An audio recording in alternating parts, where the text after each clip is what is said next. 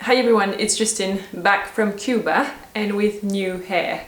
I realized this morning that I've never showed you guys how to choose fabrics for a collection.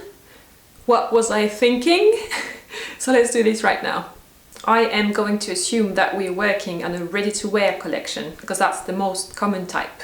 Now here are the things you need to pay attention to. First, you need a good mix between woven fabrics on one side and knitted fabrics on the other side.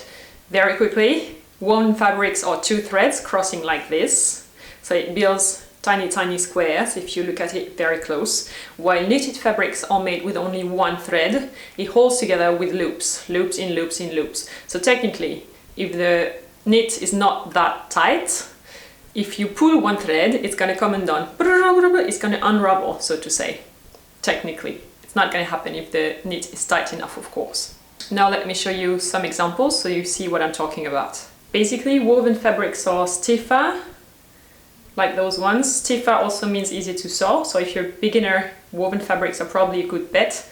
While knitted fabrics are basically stretchy and therefore usually more comfortable.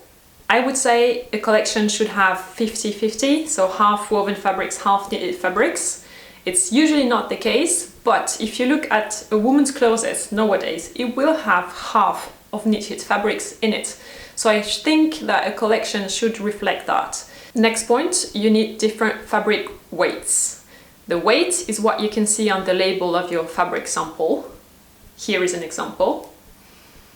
Fabrics under 100 grams would be called very lightweight fabrics. They are good for tops or for silky blouses or layered on top of each other for an evening gown, for instance. They might be see-through and they might lose their shape a little bit with washes. On the other end of the spectrum, you have heavyweight fabrics, for instance, stuff that's above 400 grams. That will be typically pant fabric or outerwear fabric. Of course, you're free to play around with fabrics, use one fabric for something else, but you might want to remember that what you design is meant to be worn and lived in by actual people, so keep it pragmatic and wearable. The third parameter that you need to consider is the following. You are offering different looks, complete outfits, each with a top, a bottom, might be a coat on top, etc.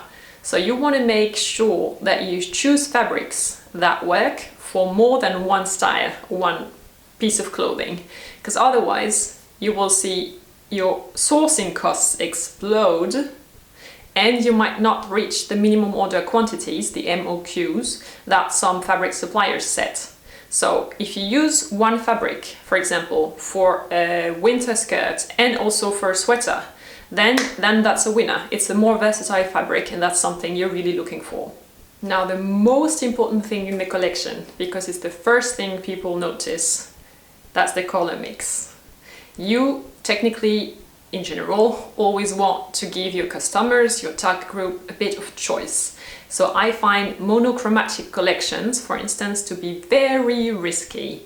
Instead, choose a set or a color palette including different hues, different base colors, then make some of them brighter, lighter, others duller or darker, add matte versus shiny elements, opaque versus transparent elements, iridescent elements, whatever you like. But do that because it makes your collection more interesting and more attractive to the eye, and that's really something you want to achieve. Then you also need to decide the type of fibers, of materials that you want to include in your collection. You have natural fibers, you have synthetic fibers, and you have fabrics that are a mix of both. The choice is not that obvious because natural fibers are of course awesome because they're natural, but they're also more expensive.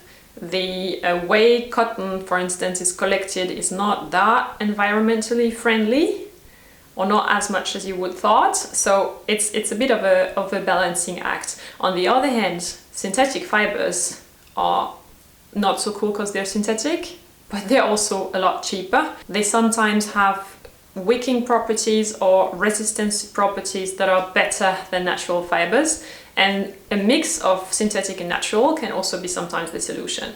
The fabric selection is a tricky but essential part of the process, this you understand. Some designers start by sourcing fabrics and then they see what they can do with them, what the fabrics inspire them to do. Other designers start the other way around, so they start with a concept and then they go fabric hunting, already knowing exactly which fabrics they want. That's more my style. It's not the easy one, because if you can't find the fabric you're looking for, you go crazy. So if you don't know what works best with your own brain, what your style rather would be, practice, because the more you do it, the better you know what works for you. I hope you did find this video useful. Let me know with a thumb up or down, and write me in the comments below if you would be interested in a video on how to recognize different types of fabrics and how they're called. Let me know if you're interested. Now, here are 2 more videos. The first one is about silhouettes and dresses, and the second video I'm linking here is the 3rd episode of my series on trend hunting. And guys, I'm using the new feature in YouTube right now, so it doesn't matter anymore if you're watching from your computer or from your phone. You can click on those icons directly and you'll get to the video. You can also, from now on, click on my head here to subscribe to my channel if you want to know more about fashion. What's left to say is have a great week. See you next Sunday for a new video, and until then, take care. Bye.